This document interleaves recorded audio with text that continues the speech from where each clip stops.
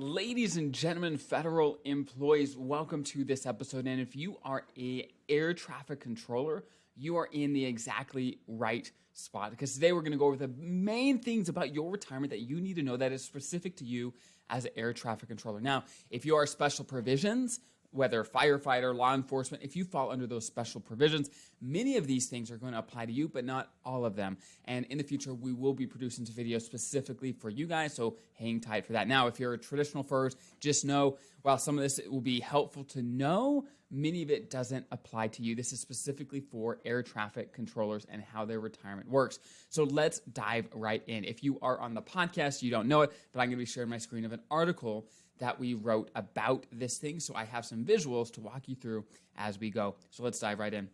Number one, the first thing you have to understand is when you are eligible to retire. And as an air traffic controller, there's really two criteria that you have to meet. Well, not two, but one or the other, right? You have to meet one of these two criteria. Number one, you have to have at least 25 years of service at any age, okay? So if you ever hit 25 years of air traffic controlling time, then boom, it doesn't matter what your age, you can retire. That's number one.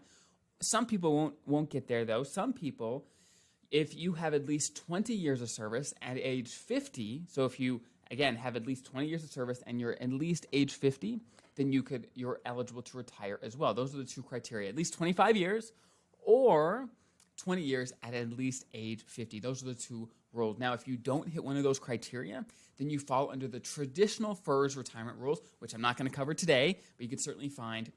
I have tons of articles on that, on the rules, when you're eligible to retire. And long story short, it takes longer to be able to retire, and the pension isn't as generous as it is for air traffic controllers. So as a general rule, you want to be eligible for air traffic controller retirement because it is very generous. So now, the next question I get all the time is, okay, when you say you're eligible to retire and you hit one of these criteria, what does that mean? What benefits come along with that? Basically, if you hit one of these criteria, meaning, again, you have 25 years of service at any age or 20 years at age 50, what that allows you to do is you could retire right away, keep your health insurance, keep a lot of your benefits, and get a pension, a monthly check right away. Those are the benefits I'm talking about, okay? Now, you probably know, as the air traffic controller, there is a forced retirement at age 56. As you know, it's a very demanding job, and as a way to keep the workforce young, there is a mandatory retirement at age 56 for air traffic controllers. Okay, so now that we know, okay, there's a mandatory retirement, we know what we have to be eligible to retire. What will your pension look like once you are eligible to retire? How is that calculated? So this is the calculation right here. Long story short, you take your high 3 salary, which your high 3 basically is the average annual salary you got paid during the 3 highest earning years of your career. So let's do a quick example. Let's say the last 3 years of your career happen to be when you got paid the most, which for most people it is, right? It doesn't have to be the last 3, but it often is. And let's say, this is a simple, easy example. Let's say in the third to last year, you got paid $98,000. In the second to last year, you got paid $100,000. And in the last year, you got paid $102,000. So if you average those together, it's $100,000 a year, okay? So in that case, their high 3 would be $100,000, right? That's what the high 3 means, times 20, okay, times 1.7%. Now, the reason this is 20 is because as the air traffic controller, you have to have at least 20 years to retire under air traffic controller rules, right? Now, there's actually an additional part of this equation as well. Basically, you again take your high 3 and you times it by the years of service beyond 20. So if you have, let's say, 25 years or 30 years, then you add those additional years. So if you have, let's say, 25 years, you do your high 3 times 5, because that's the years of service you have beyond 20, okay? And you times that by 1%. So as you can see, for the first 20 years of your career, you get 1.7% of your high 3, but anything beyond that, you get a smaller percentage of your high 3 for anything beyond 20.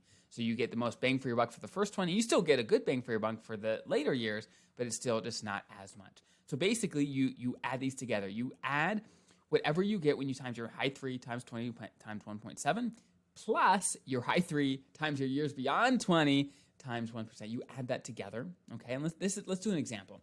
Let's say, again, someone's high 3 is $100,000. They've got, let's say, 25 years total. So 100,000 times 20 times 1.7 equals $34,000. Okay.